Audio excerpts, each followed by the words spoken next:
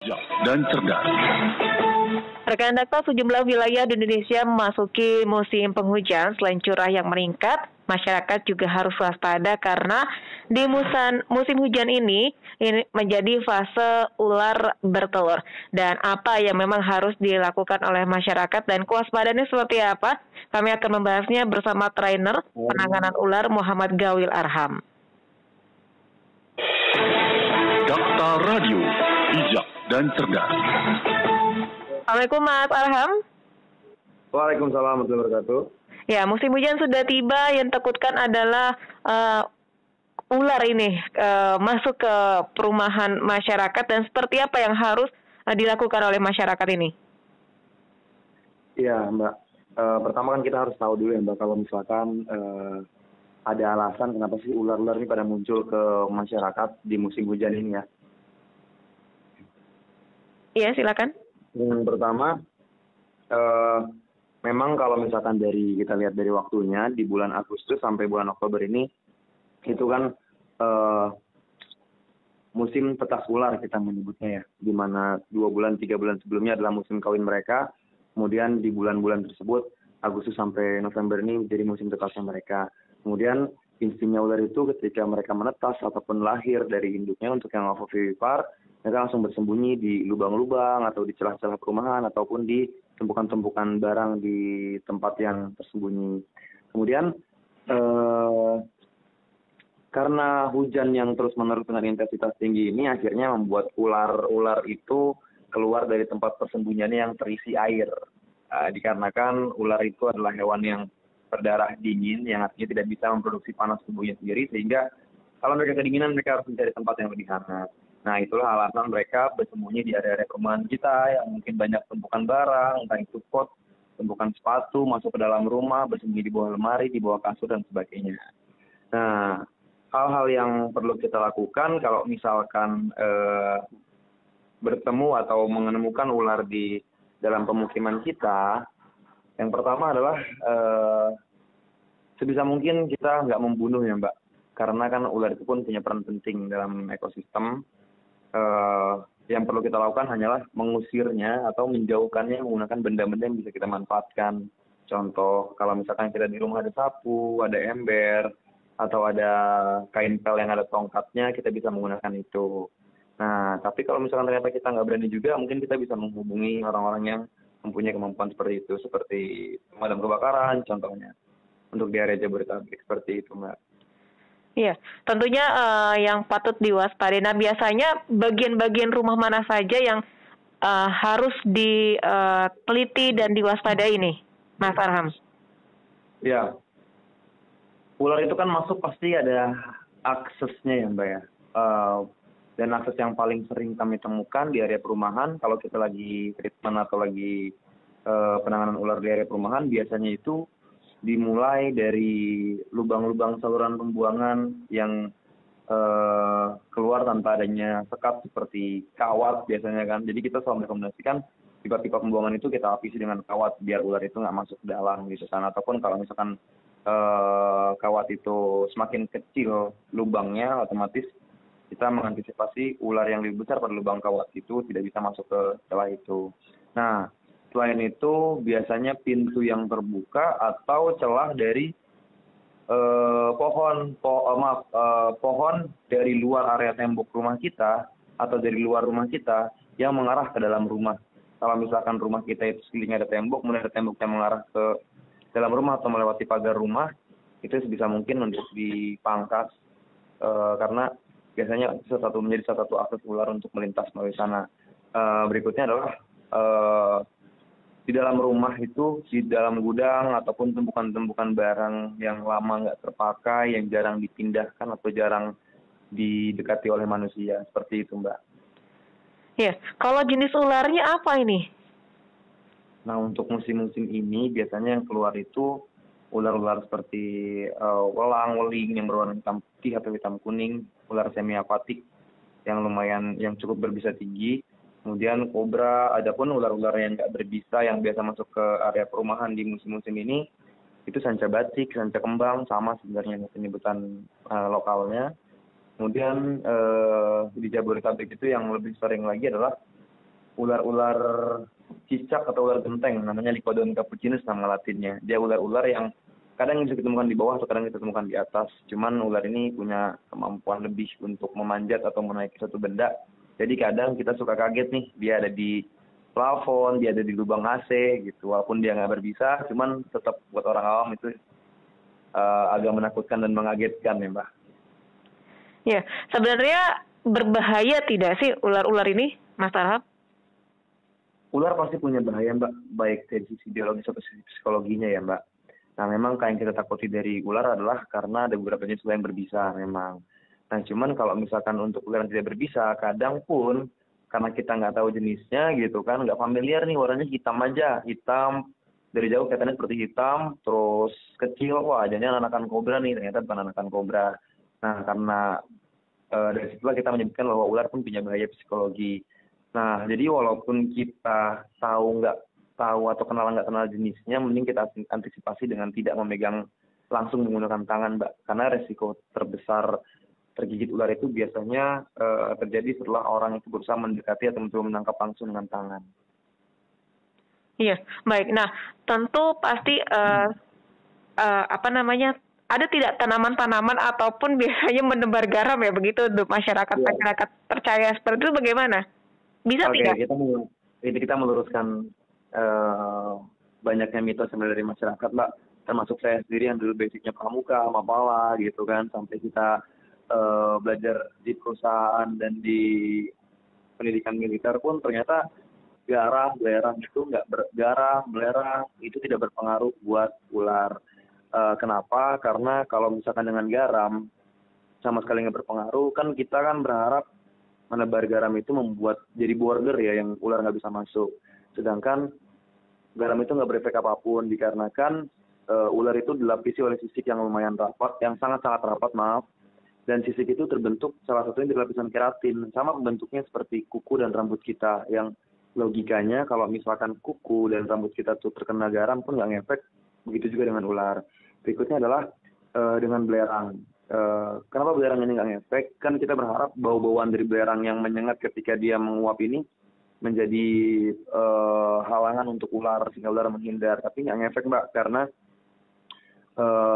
belerang ini sama sekali tidak mengganggu ular. Buktinya kita masih bisa menemukan ular di tempat-tempat seperti di kawah-kawah pegunungan seperti itu Mbak.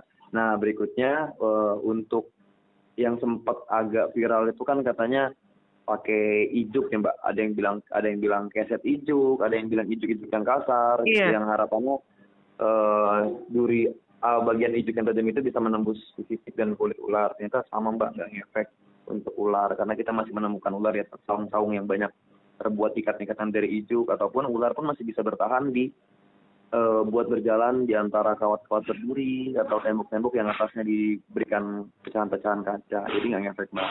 Dan kalau untuk tanaman sendiri, sampai saat ini belum ada data khusus yang mengatakan bahwa ular itu menghindari tanaman tersebut. Ya justru ketika tanaman itu rimbun atau tanaman itu bagian bawahnya jarang terkena sinar matahari langsung, tidak ada panas yang lumayan terik, malah ular akan bersembunyi di sana ataupun bahkan berkembang biak seperti itu Mbak. Baik, nah tentunya bagi masyarakat yang menemukannya, haruskah panik begitu?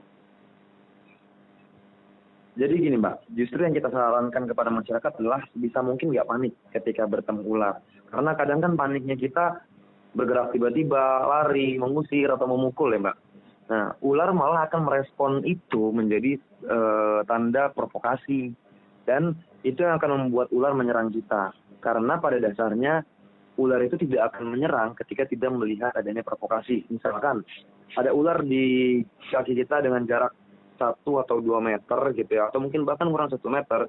Ketika kita nggak bergerak, pasti ular sudah menyadari adanya kita dari bau-bauan kita atau dari sensor panas yang dia miliki. Cuman tetap ketika nggak ada gerakan yang provokatif, ular tidak akan menyerang kita. Gerakan provokatif yang saya maksud ini gerakan tiba-tiba yang kita lakukan gitu kan, yang ditangkap oleh ular, ini ancaman, seperti itu Mbak.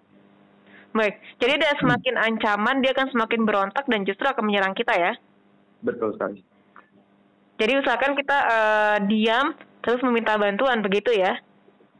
Betul, Mbak. Karena kita kan masih bisa teriak ya untuk minta bantuan misalkan, atau kita mengeluarkan HP pelan-pelan dari kantong untuk melakukan siapapun yang bisa membantu kita. Dan kalau saya menyarankan selain ini ya, selain snack handler kayak yayasan-yayasan, kalau misalkan kita kan ada Yayasan Seluruh Indonesia, atau ada Wagleri, atau ada Wildlife Adventure, kita juga bisa meminta bantuan kepada pemadam kebakaran, Mbak, untuk area Jabodetabek khususnya.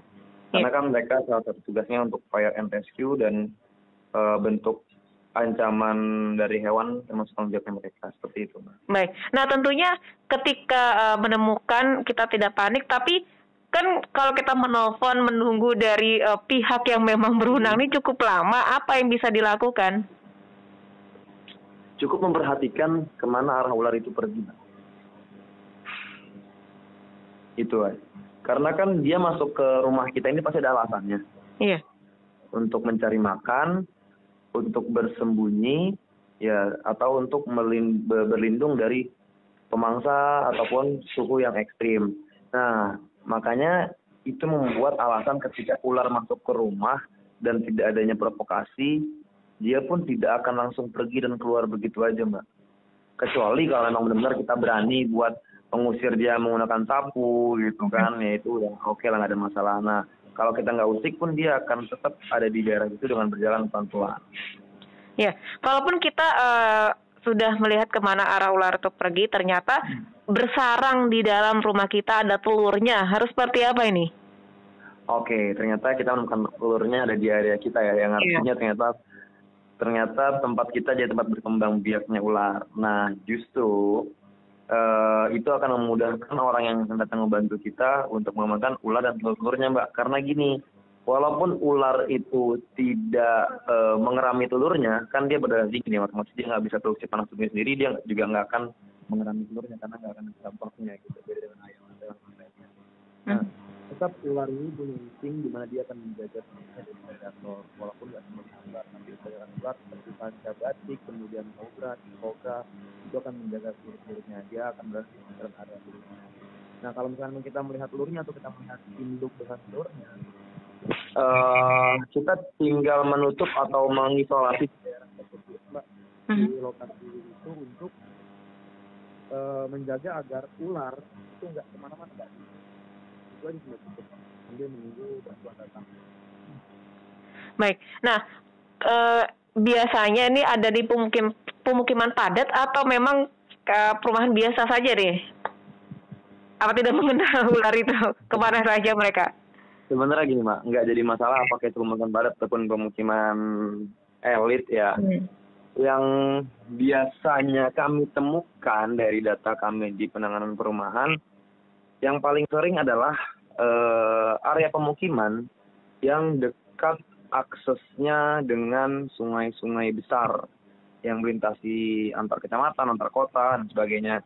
Nah, sungai-sungai besar yang jarak dekat ini yang kami maksud adalah jarak sekitar kurang dari 1 kilometer seperti itu, Mbak. Karena kan sungai adalah menjadi salah satu akses terbesar ular untuk berpindah lumayan jauh, gitu, Mbak. Baik. Nah, kalau untuk sinar matahari bagaimana ini? Ya, jadi balik ke fakta bahwa ular ini berdarah dingin tadi, di mana kalau dia kepanasan dia akan mencari tempat yang tidur, dan sebaliknya ular pun nggak kuat dengan panas yang terlalu terik ataupun terlalu menyengat ya, Mbak. Nah, itu alasan ular jarang kita temukan di siang hari kecuali hanya sekedar melintas gitu, nggak benar-benar berdiam diri di bawah teriknya matahari kecuali di bawah jam 9 atau jam 8 pagi untuk berjemur. Nah, jadi kita harus memastikan antisipasinya adalah kita harus memastikan tanaman-tanaman di area taman kita ataupun pekarangan kita itu bagian bawahnya tetap tersinar dari matahari ketika siang, karena selain jika ada ularnya itu terlihat, ular pun tidak akan merasa nyaman ketika dia berada di area seperti itu. Baik. Apa yang disampaikan kepada masyarakat terkait dengan musim penghujan ini dan waspada juga terhadap ular? Silakan, Mas Arham. Untuk tindakan antisipasi yang perlu kita lakukan untuk mewaspadai adanya ular yang masuk ke area kita, apalagi kita tahu bahwa tahun-tahun sebelumnya ketika musim hujan kita sering menemukan ular nih di area perumahan atau di area pemukiman kita. Yang pertama adalah kita harus mempersiapkan diri untuk bertemu dengan ular musim ini dengan artian ketika bertemu kita mempelajari apa sih langkah-langkah yang perlu kita lakukan seperti itu. Dan kalau misalkan perlunya kita menempel nomor telepon yang bisa dihubungi, ya silahkan ditempel aja di rumah seperti itu. Nah, berikutnya adalah antisipasi agar ular ini nggak menetap lama ataupun tidak memancing atau mengundang ular masuk ke tempat kita. Itu dengan cara pastikan area sekitaran rumah kita itu bersih dari tumpukan sampah, dari tumpukan barang-barang tidak terpakai. Karena kan biasanya perumahan itu ada tumpukan-tumpukan sampah tanaman gitu kan, atau ada tumpukan kardus-kardus dan sebagainya. Itu akan membuat ular tertarik dengan tempat tersebut untuk berlindung dan bersembunyi. Dan ketika dia berlindung dan bersembunyi tidak ada pilihan tempat lain di sekitarnya, maka dia akan menetap cukup lama di situ, bisa seminggu, 2 minggu, bahkan sebulan. Nah, selain membersihkan tempat-tempat seperti itu di luar dan di dalam rumah, kita juga perlu melakukan pemantauan di area sekitaran kita. Apakah ada